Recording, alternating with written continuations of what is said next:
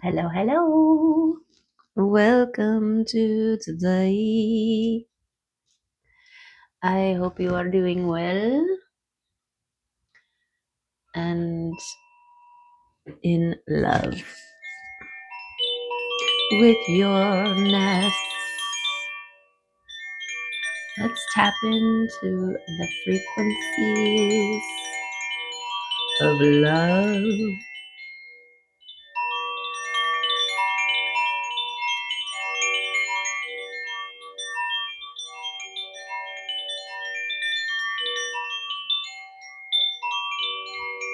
Beautiful. 432 hertz of gorgeousness. Yes. Okay. Yes. Thank you for being here. It is nice to see you. Let's tap in. Ooh. And breathe. Deliberately breathing. A mindful inhalation. Okay, let's see what the Arcturians have for us today. Oh, we got one. What is this one? What?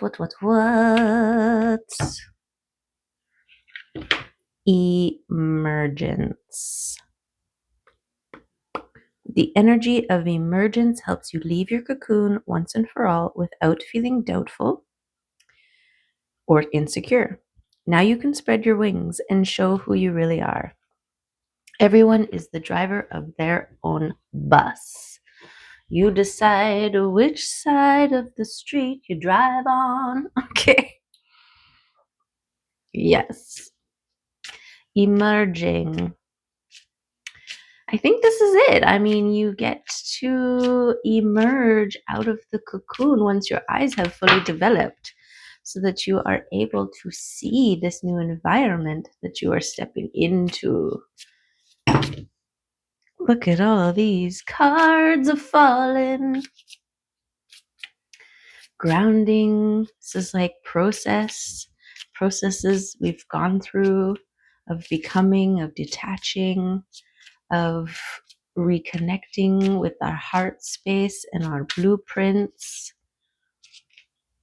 and what is real, the love frequency. All else is illusion. Whew. What else we got? When there's no sunshine outside, fill your heart with the sunshine and shine on the inside. Yes. Okay. Let's get a rune to back up our emergence. What are we leaving or where are we going? I want to focus more on where we're going because we all are very familiar with where we've been, where we've come from, where we're coming from, right?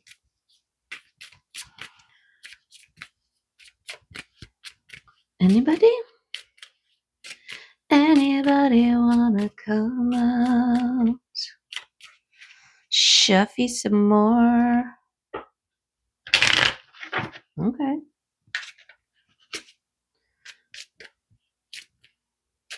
Let's see what the.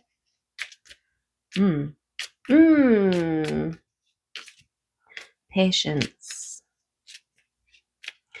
Just a little patience. Yeah. I've been walking the street tonight, just trying to get it right. It's hard to see with so many around. No, I don't like being stuck in a crowd, and the streets don't change, but maybe the name. I ain't got time for the game, 'cause I need you. Yeah, but I need you. Ooh, I need you. I need you.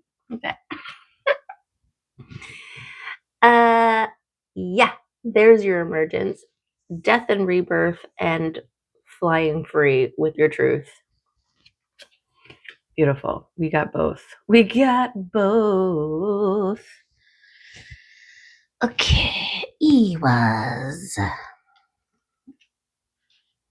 What you got for us, Ewas?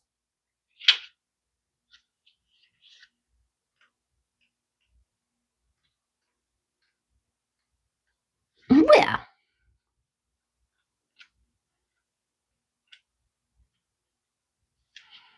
see, we're already in the rebirth stage of this because it's hard to find. We have to really look hard to go back. It's easier to move forward than it is to go back. This is great news. Okay. The bright-eyed little black kitten is wise beyond his years as he holds the wisdom of many lives. Like Tarot's death card, black cats are often erroneously viewed with fear. Hi. Oh, hi, buddy. Sorry, 1 second. Sun and moon in the house. Okay. Okay, where was I? Like Tarot's death card, black cats are often erroneously viewed with fear, but this kitten knows the beauty of transformation. With every new life, he moves closer to enlightenment. Iwaz has both the serious nature and the light, swift energy of renewal. A rune representing the mysteries of life and death, Iwaz speaks of things timeless, eternal, and immortal. It deals with our initiation into the mysteries of life, and it brings a message that there will be testing and transformation. It is a symbol of death and rebirth. Magic, liberation, rebirth, spiritual awakening, and protection. And then Tiwaz. From the greatest heights, the eagle has a balanced and broad perspective of the world. Liberated from the tight personal viewpoints of those on the ground, he's able to see the true lay of the land. He is privy to the universal and cosmic ordering principles that, with higher consciousness, brings true and beneficial law and justice to the world. Tiwaz has a righteous warrior energy. Honor is its defining quality. With this rune comes the promise of a good and just outcome. The scales will be balanced. You might be asked in a position of leadership to make personal sacrifices. Do what you know to be right, as courage and a worthy cause will be victorious. Justice, honor, sacrifice, loyalty, and victory. Wow. Wowza. That's the power of that. So you're emerging a warrior of light and love and joy. A warrior of love. Beautiful. Cutting away the illusions.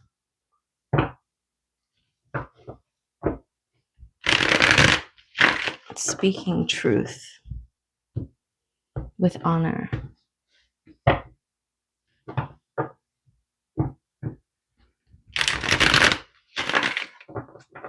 And authenticity. Courage.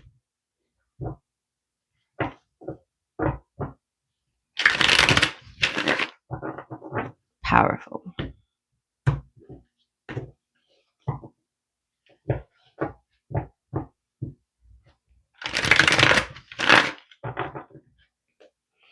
Beautiful. Okay. Let's get some cards here to back us up or set us up or bring us in or show us around. Whatever they want to do for us.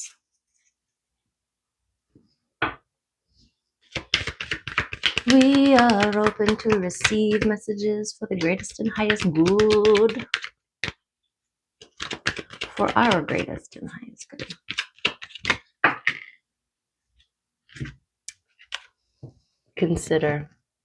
Consider where you're at and what you're leaving behind.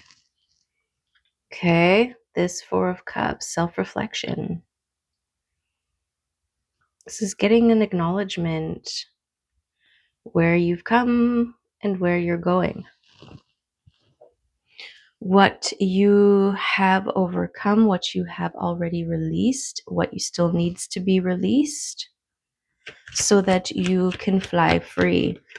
It's like, think of the things that you are holding on to as weights, and you need to fly, right? The butterfly needs to fly. Okay, we got the King of Pentacles coming in. Grounded, stable, sturdy, balanced, rooted.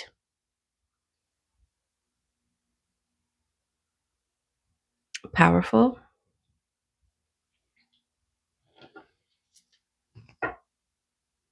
So this could be things emerging as one more solidly grounded in their material realm. And consider all things that might be keeping you from that, holding you back from that.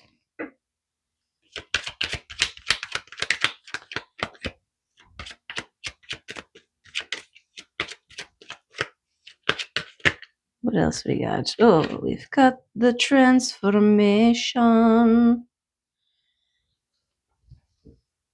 Okay, death and release, death and transformation, a confirmation of this. Okay, transforming into one who creates through their spiritual connection. Beautiful. Creates their world, creates their newness, creates their life through the tending of a spiritual garden here. Right? When you are centered, grounded, and connected within, it ends up becoming a spiritual experience because you are, you come face to face with your higher self, your spirit team, to spirit, to the unseen, to the inner dimensions, the inner realms. And that's exactly where the seeds and the blooms of spirituality are, right? This recognition that there is more to us, that we are reflections of our inner externally. This is all the tending of self. Spirituality is the embodiment of your mental, physical, spiritual, emotional bodies all intertwined. Right? This is why the star is the earth, air, fire, water, and spirit, all in congruence, see, with each other. Balanced. Okay, boundaries. Boundaries at this time. Think of babies when they're first born. They need to be protected. They need to be held safe and cared for.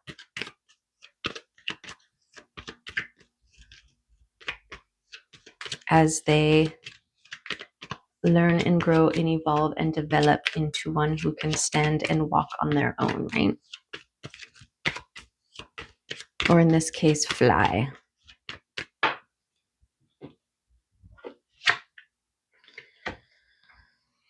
But we got the sun coming out. And this is important. This is important. The sun shines upon you, upon your new life. This is the light that gives life. And this is the love that blooms forth from it, from the life-giving gorgeousness of the sun. This balancing the light and shadow and self-mastery, balancing the light within. Okay, this is also sacred oaths. This is divine contracts.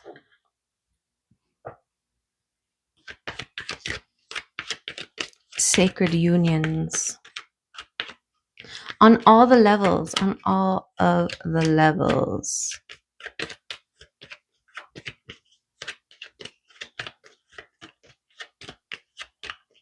This is what you're protecting. Peace of mind. Right? And your boundaries around it. Like, if you know that watching the news fills you with heaviness and dread, boundary, don't watch it, right?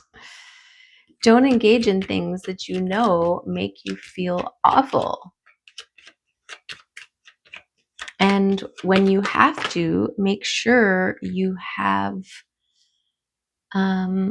stations and processes set up for yourself to quickly rinse and release and shed away any of that density. Okay, because things are coming in. Your luck is increasing, your overflow, your ability to receive, all of these things in tandem. This is what is at stake, was what was coming out. This is what you're fighting for. This is what you're protecting.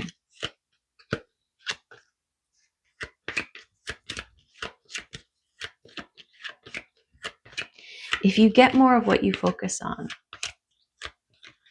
then you would fiercely protect, right? Because you're a warrior. You would fiercely protect everything that you are focusing on with that knowledge, right? You're not going to look at pain and torment because you recognize that to give your attention to it is to give your focus, is to feed that potential. And this is at the risk. It's one or the other, right? You don't want to risk that. You don't want to risk that. So you don't.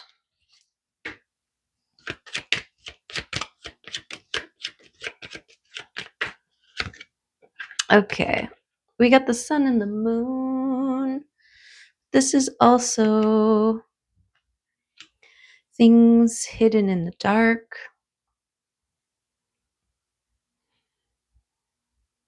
Things yet to be revealed.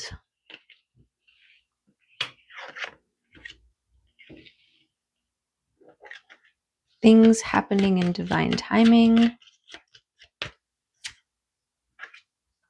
We've got the world here, you at the center of it.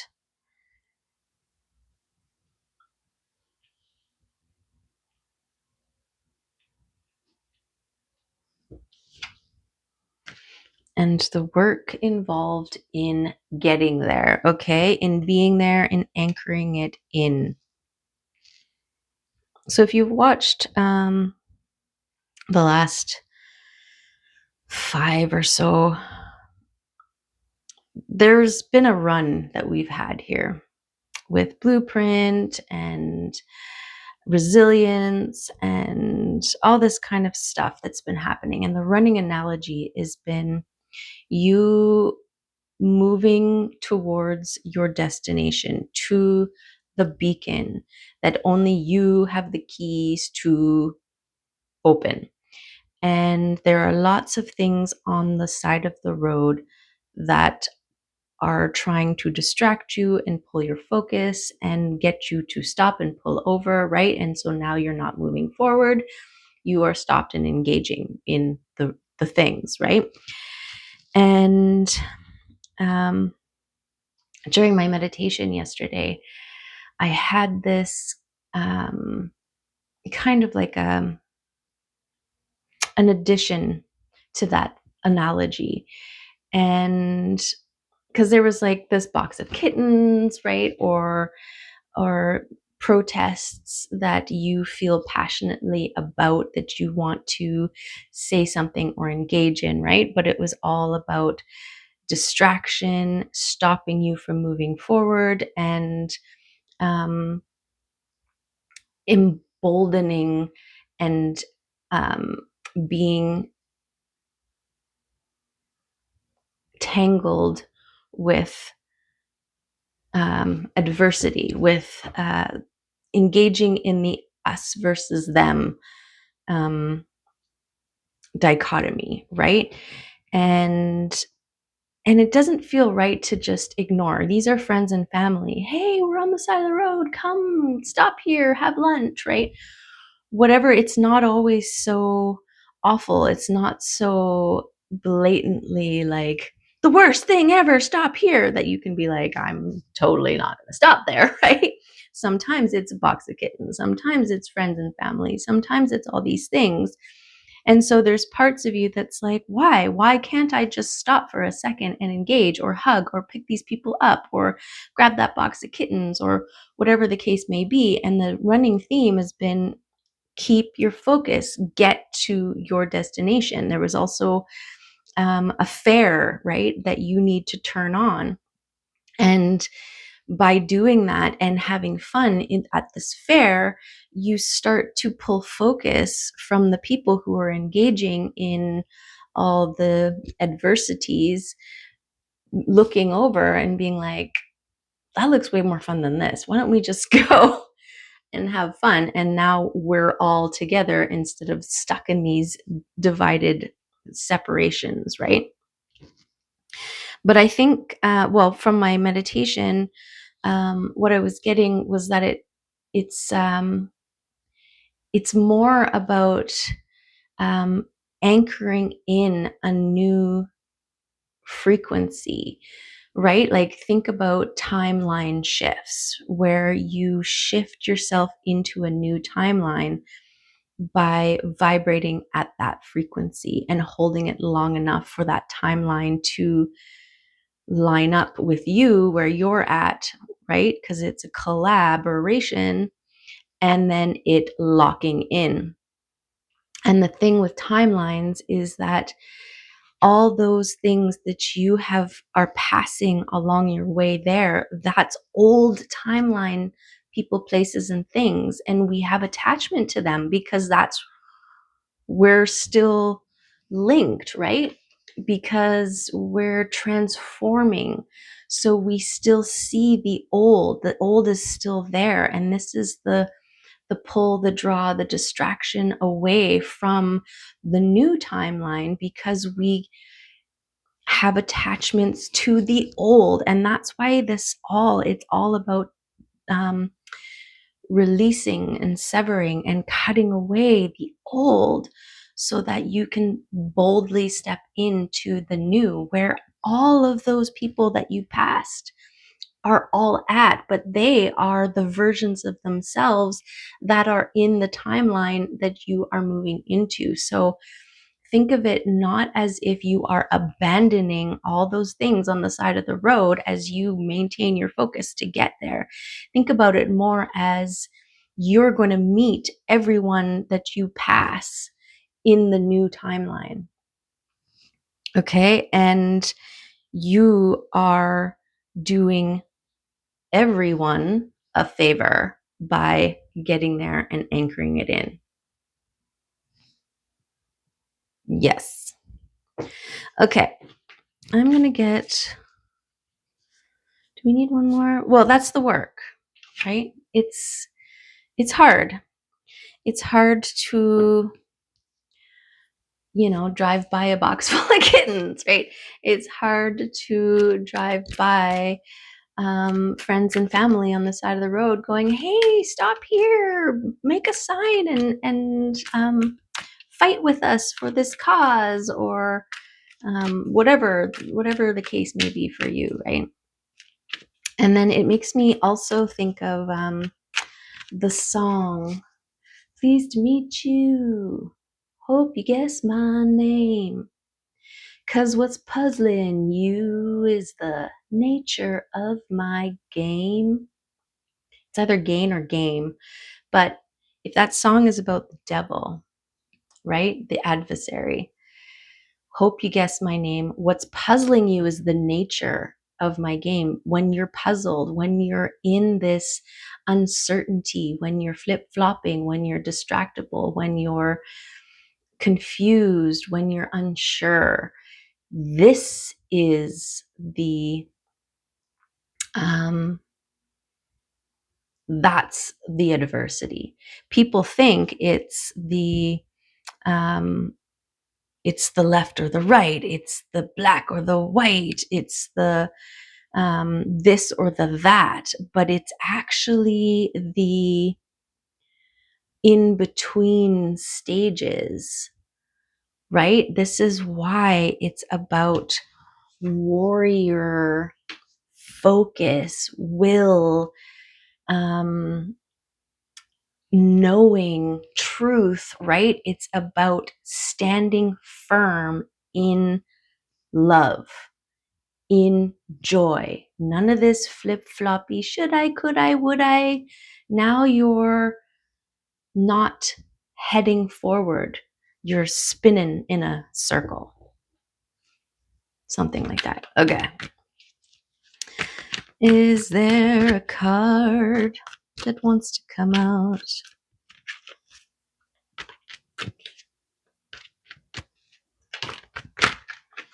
Okay. We got one.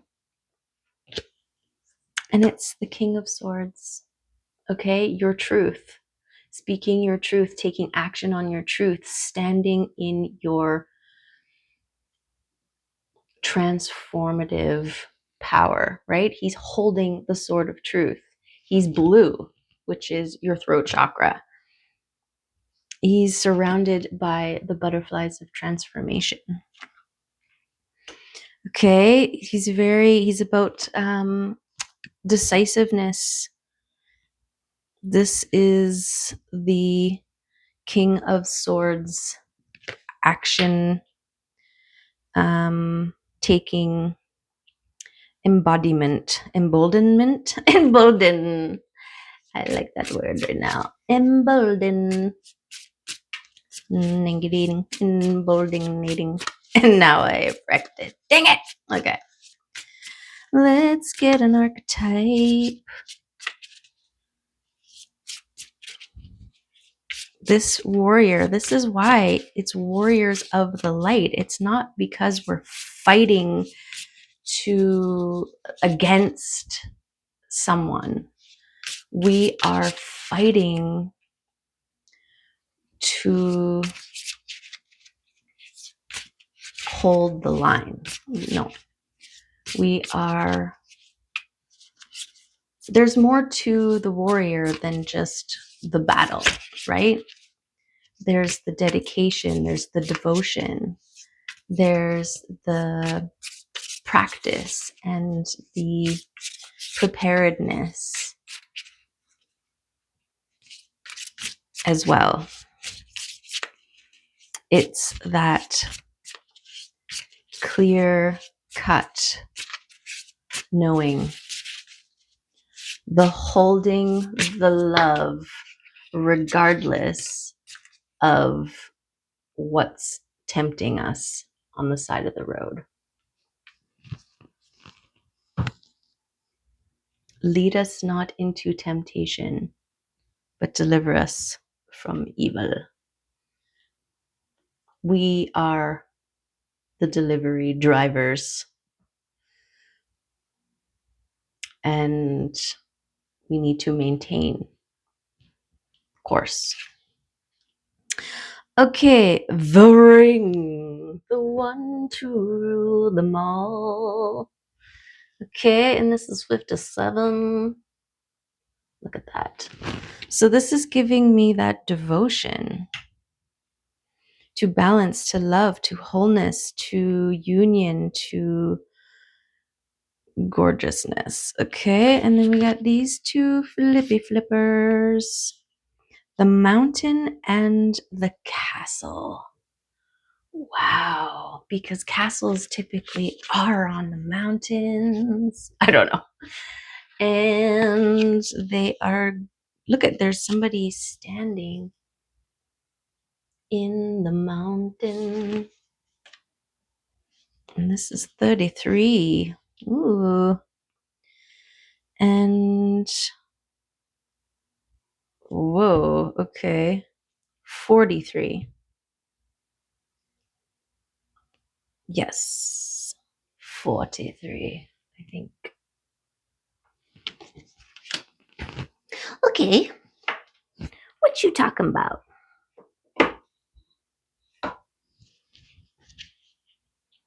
The forest, the bridge, the temple, the desert, the castle, the palace, the penthouse, the fortress. It's no wonder fairy tales tell of sleeping princesses within castle walls. Like most archetypes, the castle is loaded with duality. It represents abundant riches, seductive fantasy, ornate wonders, and lavish adornments. Yet the walls are thick, cold, and shadowy. This card points to a tendency to hold on to possessions, quite possibly a literal home, or position that project the image of achievement, while the soul longs to run barefoot in the forest, leaving it all behind. At times we must settle down, yet the castle lulls us with its spell of materialism, and we fall asleep to our deepest dreams. The castle can be a motivating force, an enchanting goal to travel towards, but it's best not to linger within its walls of decadent deception for too long. Okay, and this King of Pentacles is really kind of standing out. So this is giving me this a reconsideration. I mean, maybe your focus has been purely on material, material, material. How do I establish and ground and balance, but root in? How do I establish as a king in the material, right? And the king is also, he is a lover of the finer things. So materialism is his thing, right? But it can be its own trap, right? It's like when you live in a big, lavish home, like a castle, right? You are bound to it. You got mortgage, you got land rights or whatever, I don't know. And it's not as freeing as if you were living in your vehicle, right? Where you can just jump in and go wherever and park, and that's where you're living today, right? And both have their trade-offs. You have the lush lavishness of your castle so that you can send out cards and be like, hey, this is with the like the little wax dripping stamp. Oh, that'd be cool. Get like scrolls delivered. You'd have to hire somebody. And then you're like, please. Yeah. Anyways, hearken thee. Um okay, it's also this fantasy, right? It's illusion is what it is. Especially when you're not doing it for you, you're doing it for the sake of others, right? When others look at me, I want them to see this facade, even though I feel like a trapped princess, right? And I just want to run free in the forest and not give a damn what anybody thinks. Okay. And then we have the mountains. So what was that? 43 and 33. So it's going to be this way. The ascent, the peak, and the insurmountable. The mountain stands eternally in our awareness, calling us towards its peak. It stirs up stoic and regal feelings, reminding us of the long line of spirit sages, saddhus, and gods that made their humble thrones within its snowy peaks. Beware, though, as the mountain can affect us in two ways. It can inspire and enliven us to rise to new heights and peak experience. Yet it can also create isolation, competitiveness, and an inflated sense of self, okay? Standing upon its heights can activate the purist and the perfectionist in us, creating separation from those we deem to be below. No matter how high you ascend, remember that it is within the core of the mountain that the gems, minerals, and jewels reside. If you think it's all about going up, you're following the fool's path and missing the miner's magic. So there's something about that, right? Climbing the surface without and declaring that you have conquered the mountain when you haven't even gone in and explored its inner depths, right? Where the true treasure resides. So I feel like this is, well, we got to read the ring here because I put them. This is that transformation. This is that recognition of what is leading you, what is fueling you, what is driving you, what is it that you are pursuing. Okay. And then we have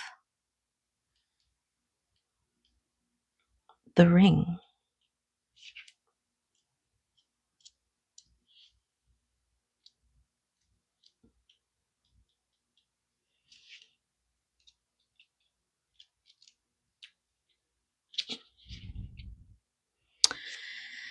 Okay. The ring, the infinite, the wheel, the connection. The ring is an image of connectedness. Rather than viewing life as linear, as a series of progressive achievements, the ring challenges us to sense the cyclical, infinite nature of our world and experiences. Beginnings and endings fall by the wayside as we practice seeing ourselves as part of the cosmic circularity of creation. Cosmic circularity of creation. For this reason, it's no surprise a ring is worn on the finger to represent eternal love that surpasses space, time, and worldly things. So much can be projected onto this archetypal image because it mimics the Earth's orbit around our great sun and the intimate bond between two lovers. It is the micro and the macro united. This card calls us to deepen connection with self, other, and the world at large. Meanwhile, there may be a literal ring waiting to adorn your finger.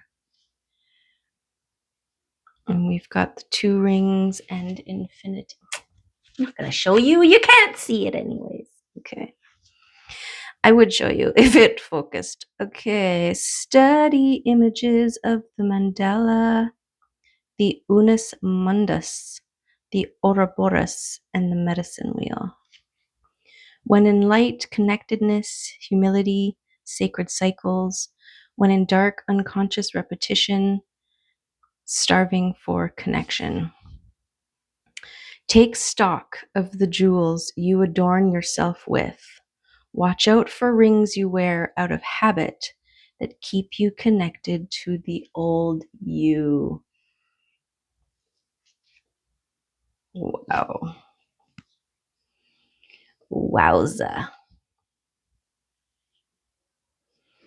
Wowza. Okay, I pulled these guys out. The weird newish deck called what's it called? Gentle Chaos.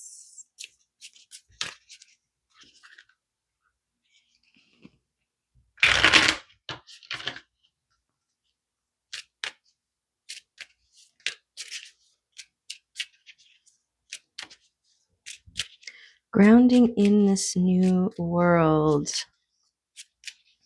through luck and receiving. It's something about this anchoring the new. Yeah, you got to get there and turn it on. You got to get to the fair and turn it on. You got to get to the beacon and turn it on.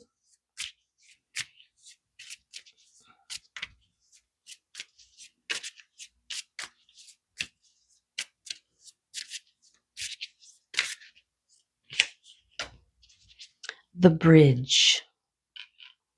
Ooh.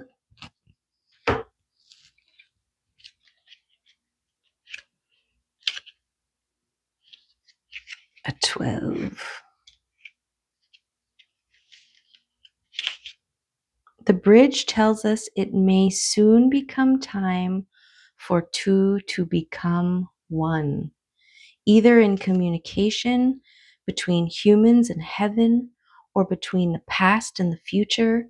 The time is now to begin the journey you've been neglecting, whether it be physical or spiritual. Do. Wowza. Love messages. Let's get love messages.